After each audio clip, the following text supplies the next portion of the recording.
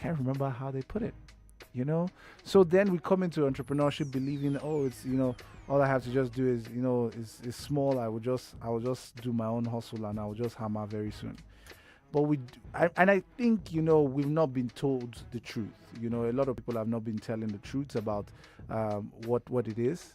And I just believe it's time we try to speak some truth about entrepreneurship. And we'll be doing that on the segment of the show called My Hustle Story. All right, so I have Yonju with us in the studio. Yonju is from Prince Sharpley. He's been on the show before. Friend of the house, basically. Good morning, Yonju. Good morning, Mr. Tunji. Yeah, I think. Do I have your right mic? Yeah, I have the right mic. Yeah. So, but you can hear clearly, right? Yeah, I can. Okay. All right. I can hear. So let's start. Okay, so I'm going to share my story of why I thought, I reached out to you over the weekend and I was saying, Andrew, you have to come in. Yeah. There's trouble. There's problem. There's problem. So, City of Lagos, you know that we have reached out to a lot of people. We've helped a few people, in one or two things, linked a few people to mentors. We've helped some people get equipment for their businesses. We've given some people money. On the show, we've given out 2 laptops, 1 printer, a photocopy machine, quite a few things here and there. And this is, now, get the City of Lagos, this is not from, it's not like you have a trust fund. It's from my pocket. Yeah, you get. So so it's as Nigerians put it, as God blesses you, you give back. But then there was somebody on the show that called, and then I said, okay, I'll get you a generator, and I still will get the generator. But as life happens to everybody. I get distracted, too many things happening, so much in my own life that is loud. So many tabs open so many tabs on your computer. You get it. Yeah, right. I'm telling you, you're trying to handle all of them at the same time. And I think this person got impatient and he comments on my Instagram and saying, can I trust you? Almost saying like, hey, you failed me. Your personality. I felt upset by it.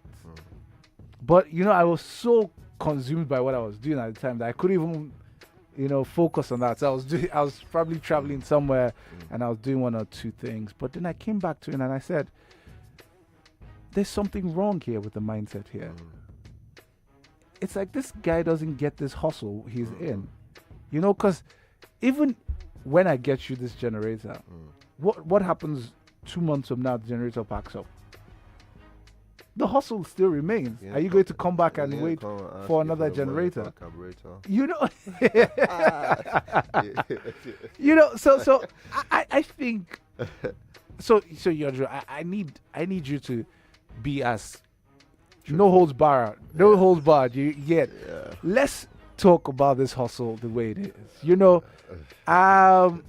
You've had difficulties, Yeah. When you started pretty sharply, I'm sure there was no trust fund that he said, hey, Yonju, if you go to that bank, there's like 700 million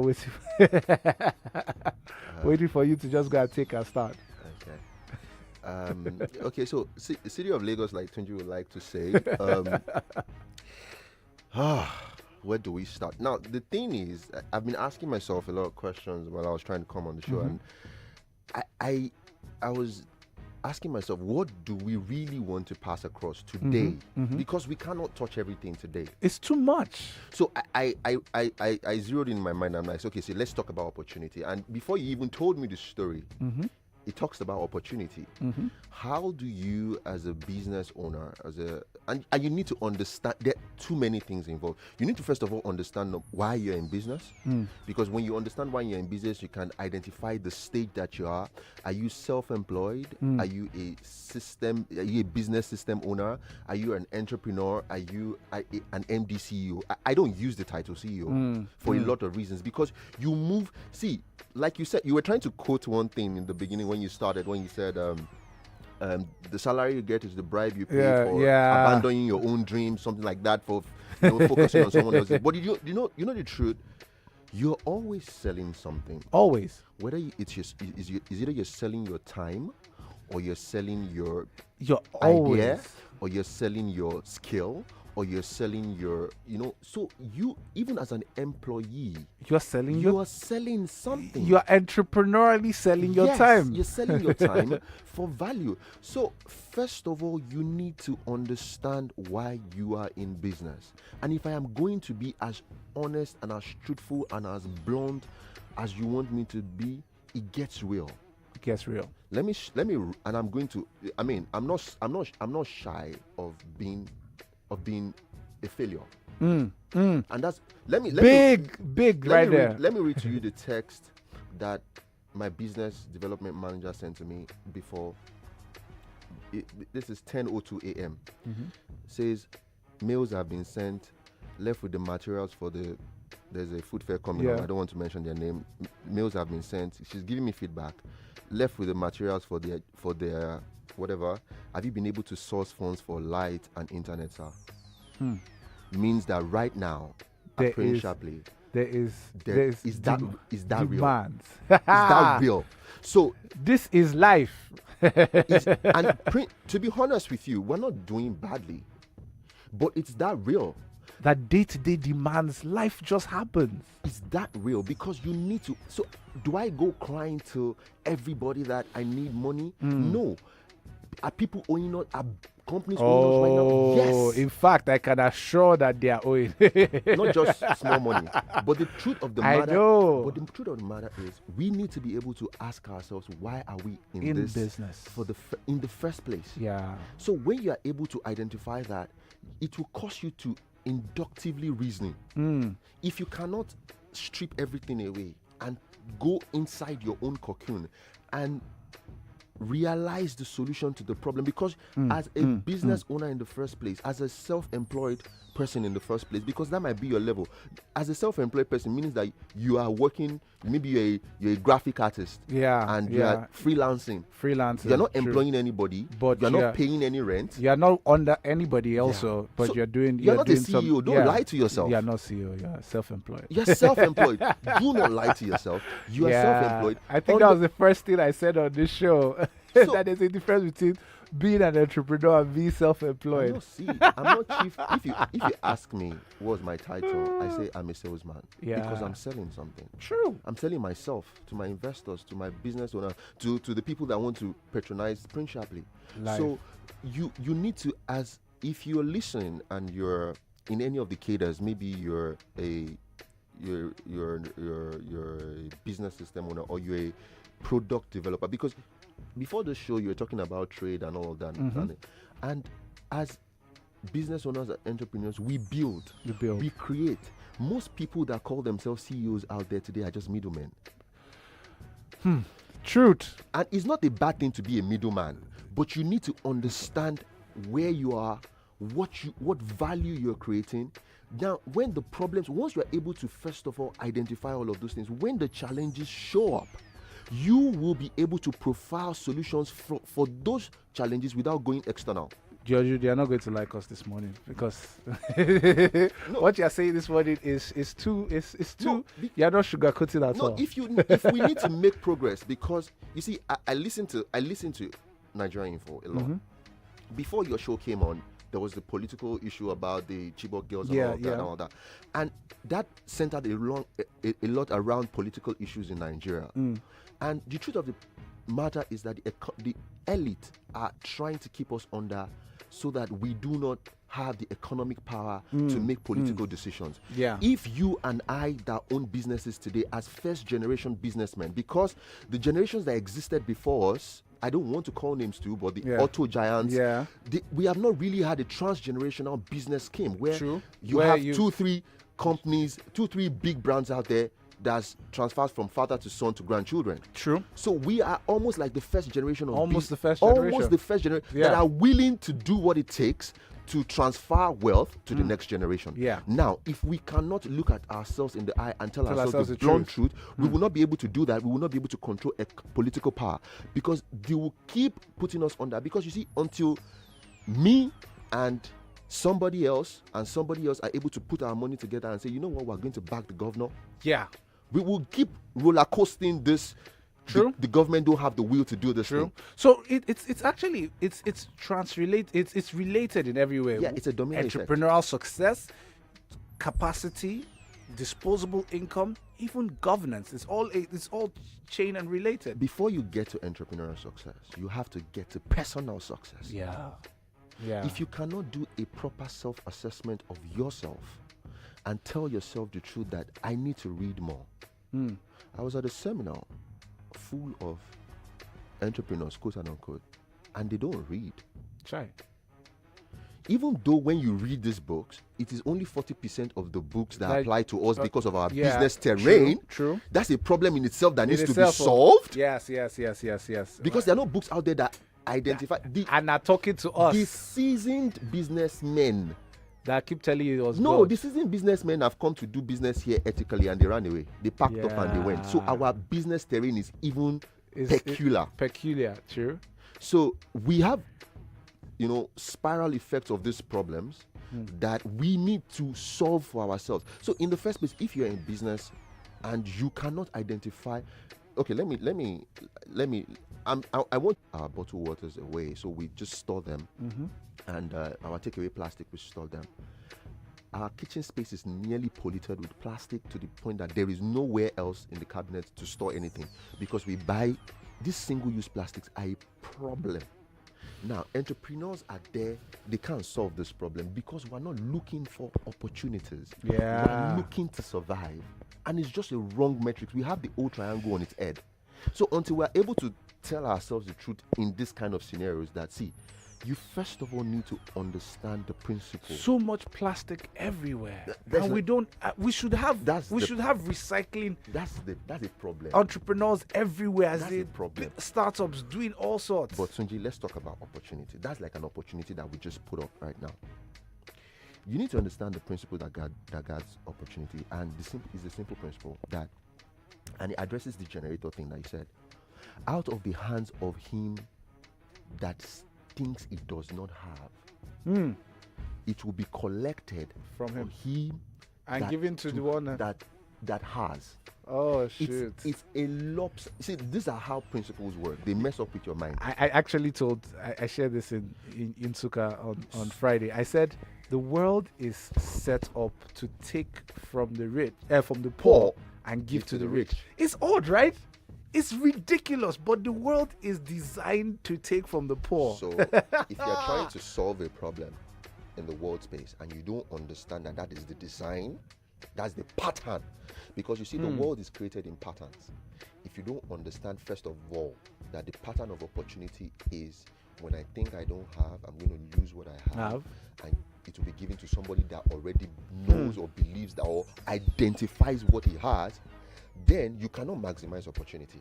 You can't. So that is all I want to say on this show. I don't know. If you're going to take a nugget out of everything that we've said today, that you see, as long as you're trying to solve a problem, as long as you're trying to identify opportunity in your space, and you believe that you don't have, and you believe that you are blindsided and you're short-sighted and you are marginalized, you will always come out short. City of Lagos, we started sitting down on the show. We're both standing. because because I feel it. I've been on the streets also, trying to sell.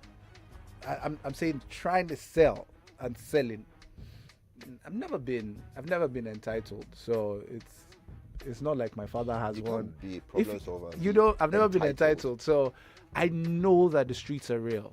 The streets are painfully real.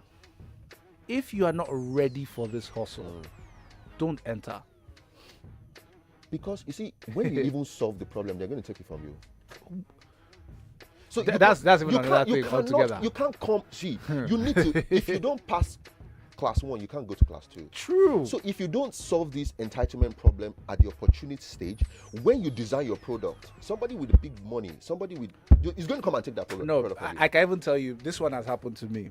So how do you keep going? This one has even happened to me. So how do you keep going? This one has happened to me. Somebody was watching me going around Lagos with my bag on my shoulder, selling hand sanitizer.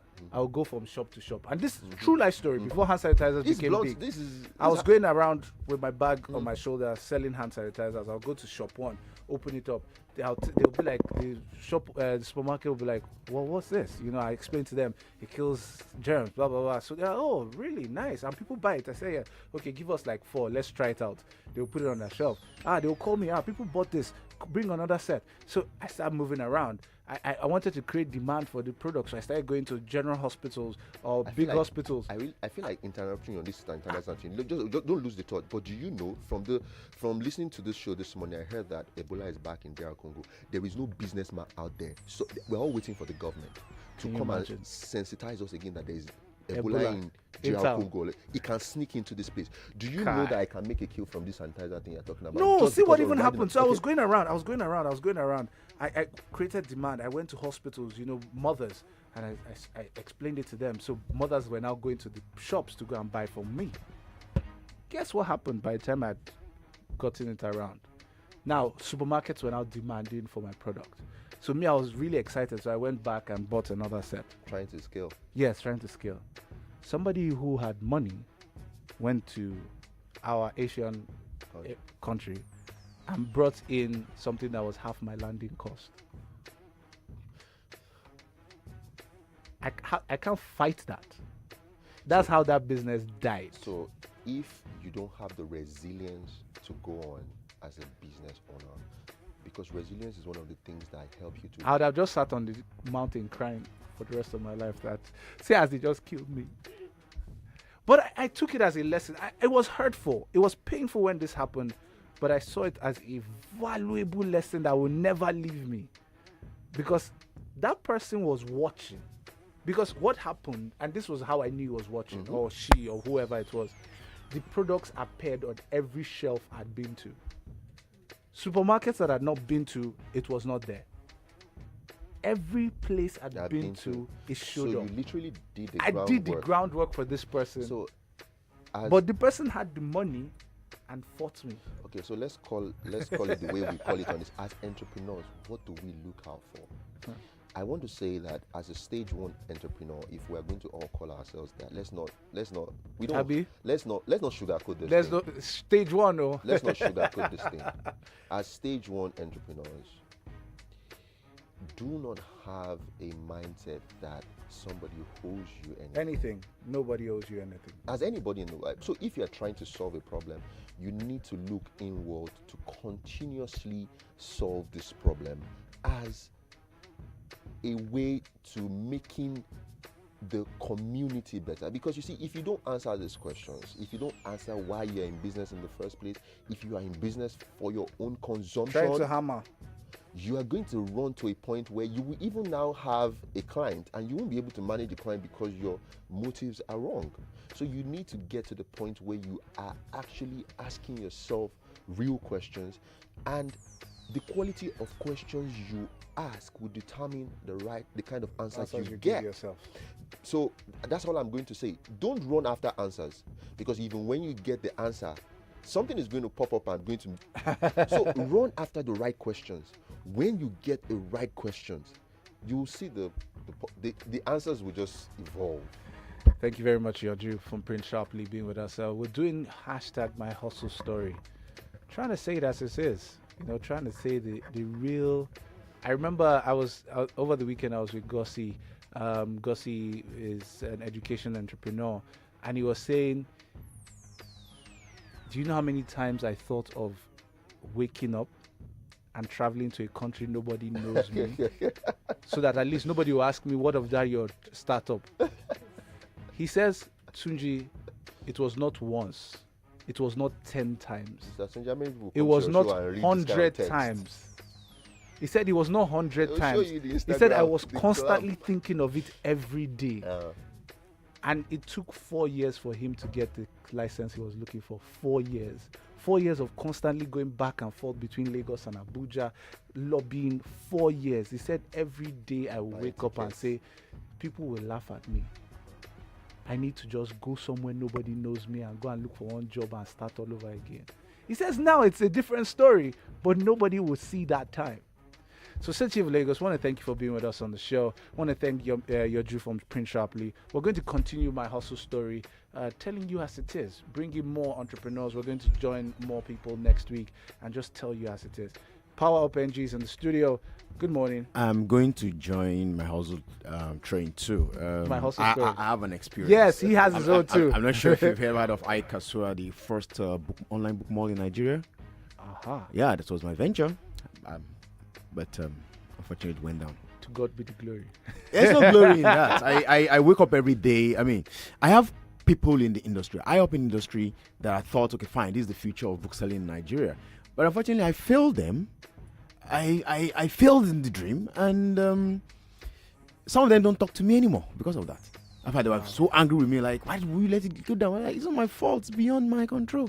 We will talk about it one of these days. I mean, City of Lagos, you hear it now. Everybody has a hustle story. We're going to be bringing more of the story so that it lets you know that you're not alone. Yeah. You're not alone. Yeah. It's more than even the successful ones. I'm going to bring the bigger names so that Yeah. you realize that you are not alone. All right, City of Lagos, want to thank you again. Thank you for being with us on the show. Remember what I keep saying: go out and be profitable.